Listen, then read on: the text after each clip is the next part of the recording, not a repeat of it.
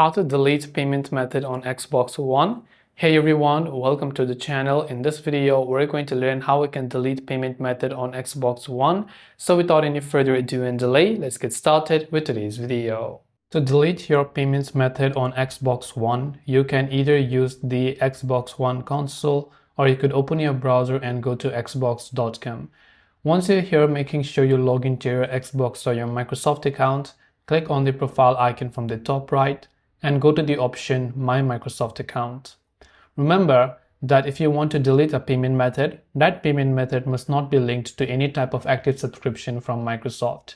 So once you've done that and you come to this page, scroll and look for the option called Payment Methods and open the menu. Here you'll see a list of payment methods that you've added, and if you want to delete it, you'll also find the delete button next to that payment method. That way you can delete your payment method on Xbox One. I hope the video helped you. Thanks for watching and see you in the next video.